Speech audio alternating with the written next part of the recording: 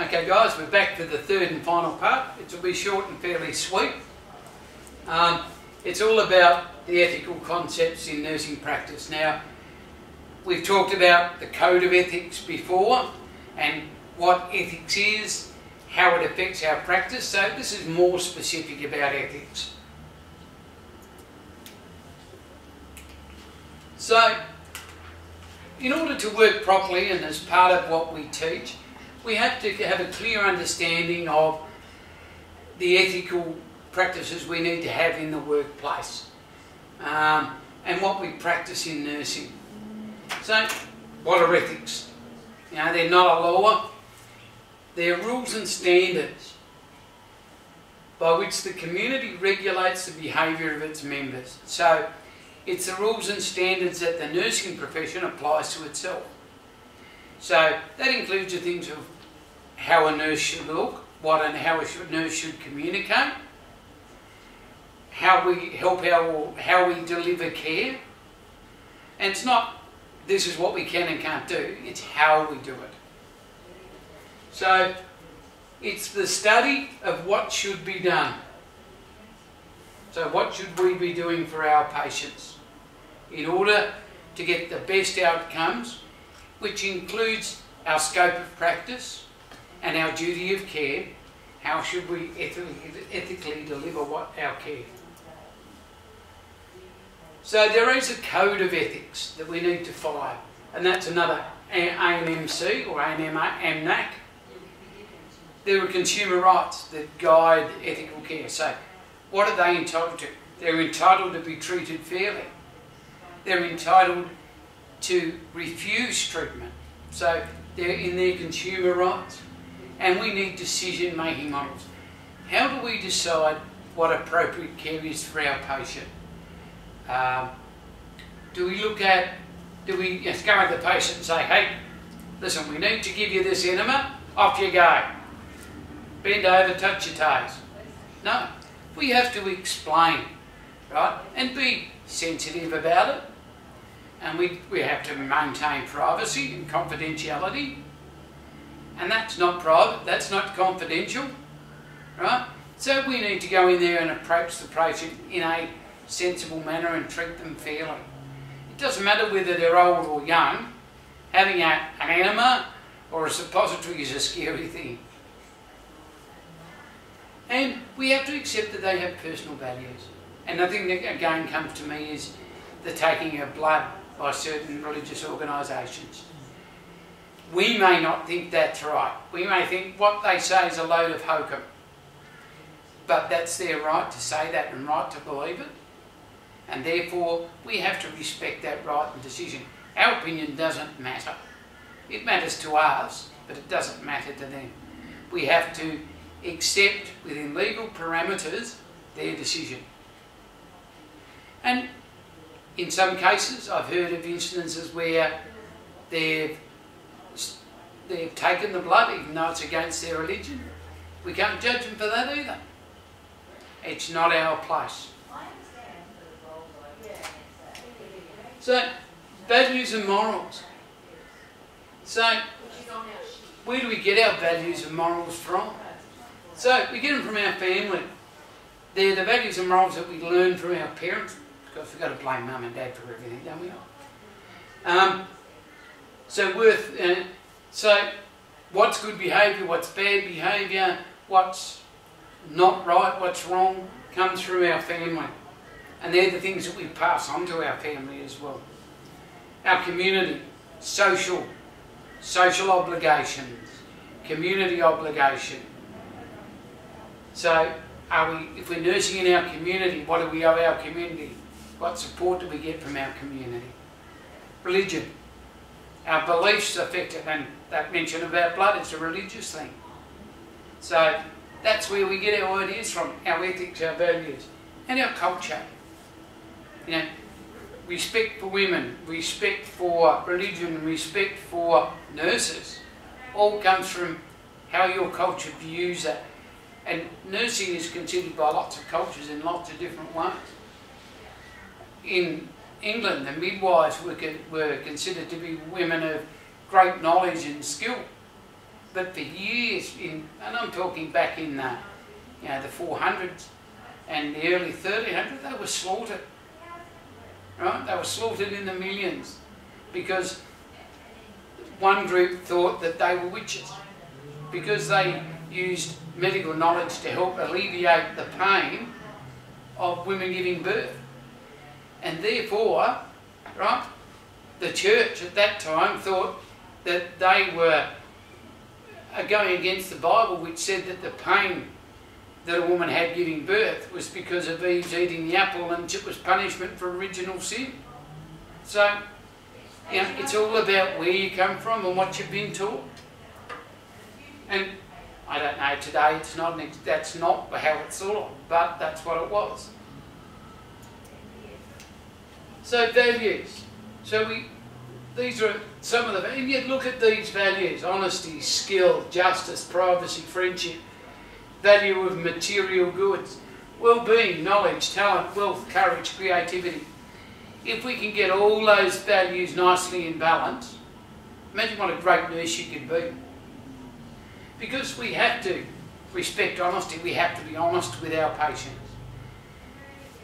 If we have skill, patients will trust us.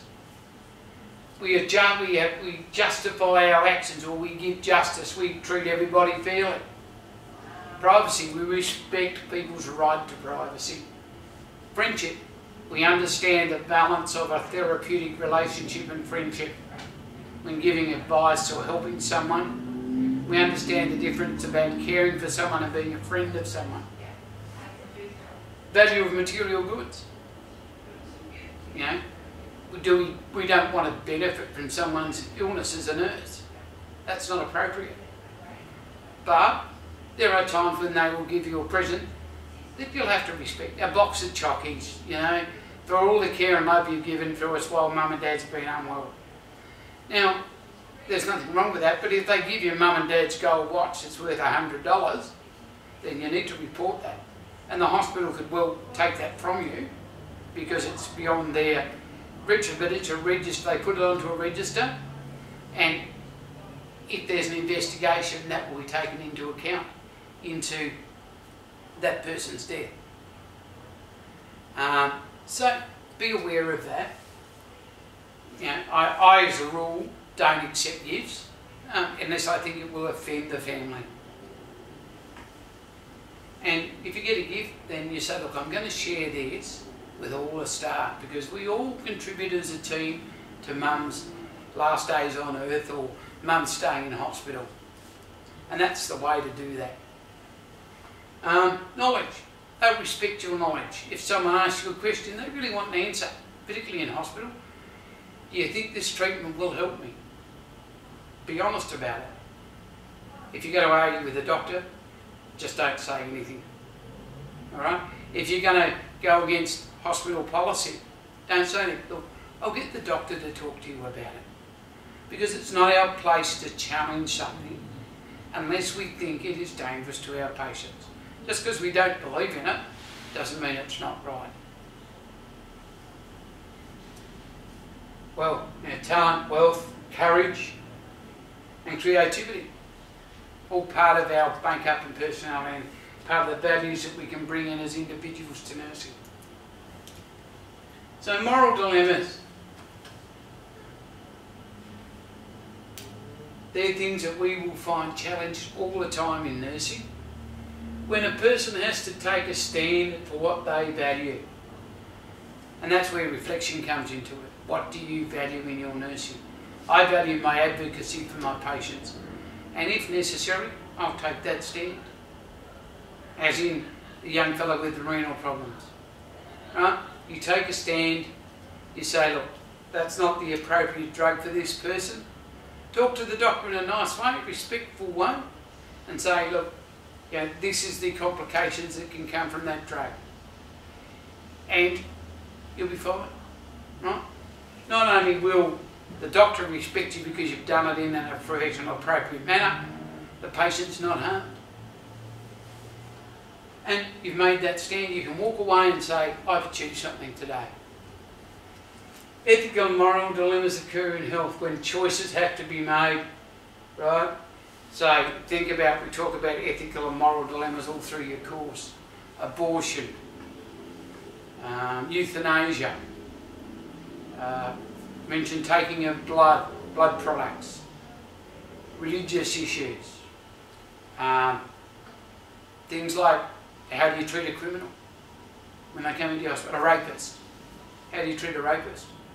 Does he deserve the same treatment as everybody else? As a nurse, we have to give that. We can believe what we like, but we still have to be fair, non-judgmental, and give reasonable treatment. Okay?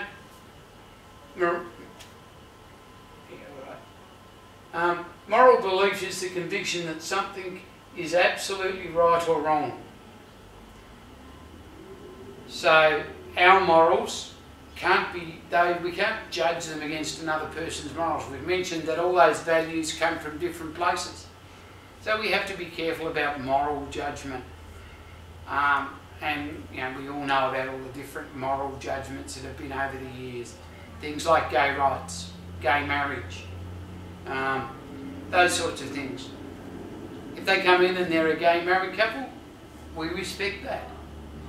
We talk to their partner, so long as it's legal to do it, and include them in their treatment. It doesn't matter because they're the same sex, what does it matter?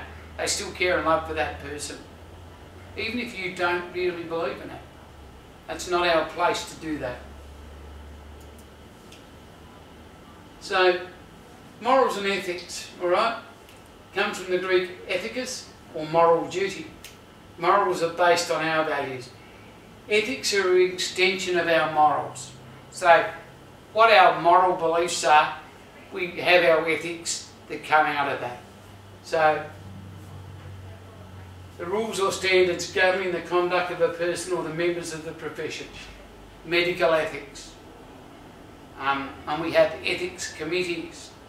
And if you've done research, or if you haven't done research, you'll learn a bit about ethics committees. And why we have to address an ethics committee when we're conducting research in a hospital. You know, the protection of people. The ethical dilemma, you know. Is this treatment going to save my life? Do we tell them that no, it won't, or yes, it will, or it may be, it could, or we just don't know? All ethical things that we need to think about. And our moral compass will tell us whether, or guide our ethical decision making and how we talk to people on an ethical basis. So, do we believe in being totally honest? So, the purpose of the Code of Ethics: identify the fundamental moral commitments of our profession, the morals of nursing. Provide nurses with a basis, professional and self-reflection. Again, talk about that through your course. How you reflect on your practice, how you reflect on your clinical placement. And I'm a reflective nurse, and I tell a lot of people this. I have my first day as a registered nurse, I started a diary.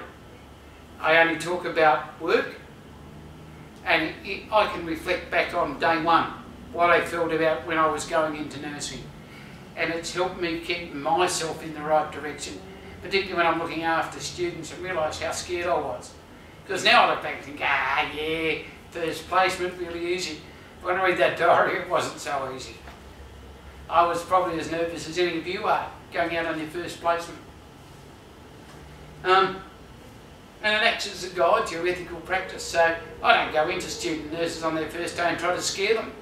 Oh, you don't know what you're doing. Of course they don't know what they're doing. They've never been in a practical setting before. And that's something to remind yourself of. Apply ethical concepts to clinical practice. Right?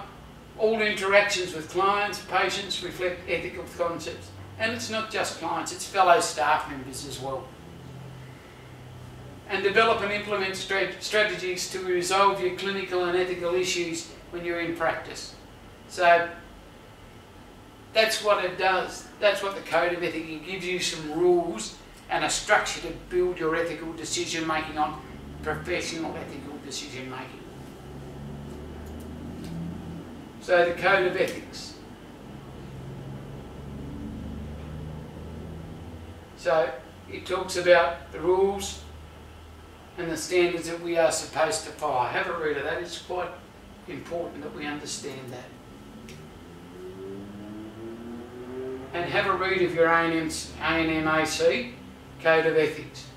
It's up on the APRA site, it's up on your AMNAT site.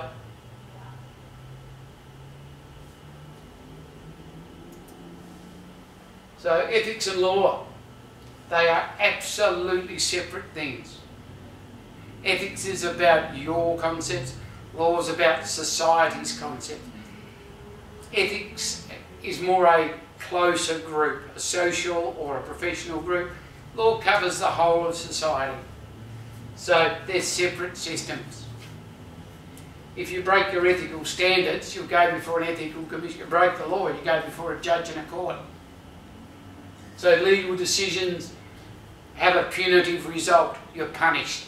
Ethical decisions can be either moral power or your own moral dilemma, or it can be a punitive punishment. It'll be a cost, a price to pay. So the 6 ethical principles. So you need autonomy. And we'll explain a couple of those. Benefits, non-malfeasance, justice, confidentiality and privacy, veracity, it says veracity plus, I like that, honesty plus, and fidelity. So autonomy, give a patient choices of care. So we give them options, they are free to decide. Benefits, right, give care to promote healing, right, comes to the word benefit, it needs to benefit our patient. Non-malfeasance, cause no pain, do no harm. And that comes in the Hippocratic Oath for doctors as well. Justice, so fairness, right? Regardless of who and how much you have. Comparative, right? So the triage system, right? So we judge them and we give them an honest rating on a triage system about how urgent they need their care. So triage consists of 5 categories. If you come in with a cough and cold, everybody who comes in with that same level of illness gets a 5. If you come in and you've got a broken leg and you're crying, right, then you need to be a 2 or a 1, right? If you're coming in with a heart attack, you're a 1, right? It's a matter of looking at what your needs are and basing it on a fair assessment of your patient.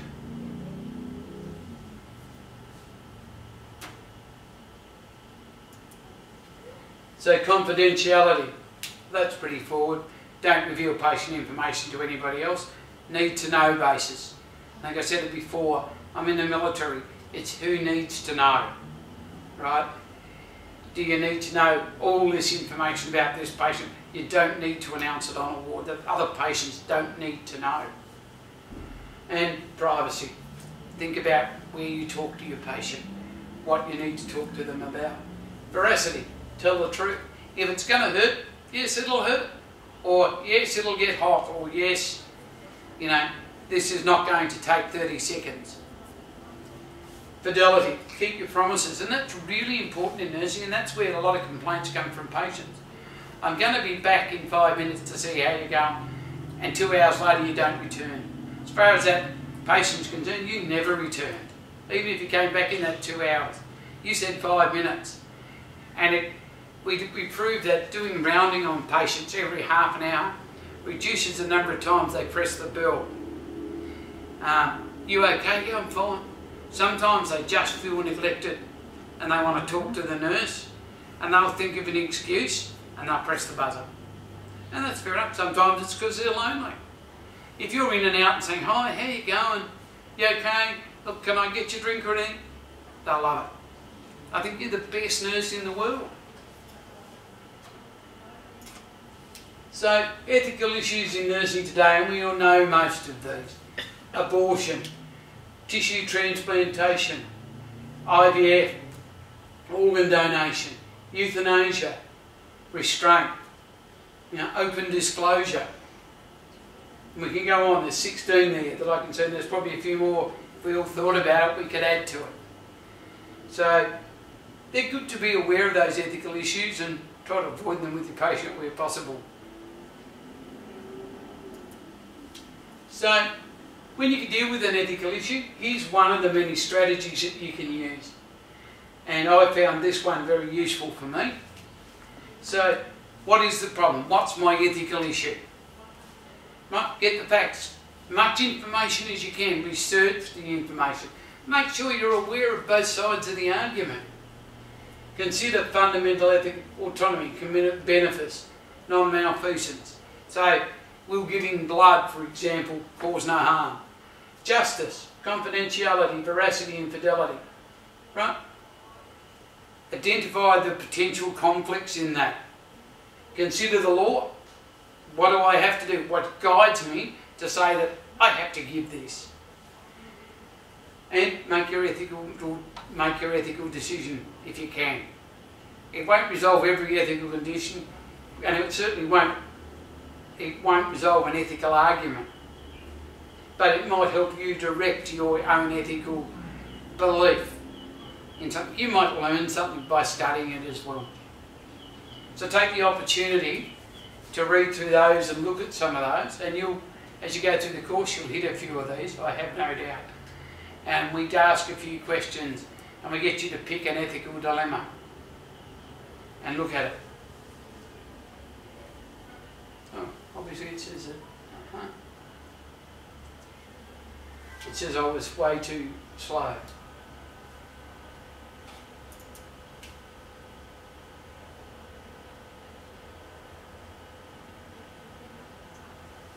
We're lucky that's the end of our slides. That was our last slide. As I said, if you want a copy of any of the slides, come in and see us, and we can give you a hard copy to take home. Or send me an email, and I'll leave them at labs for you. Just that we can't send out the electronic version at the moment. But we will eventually be able to, we hope. Thanks a lot, guys. Have fun. Thanks, Judy.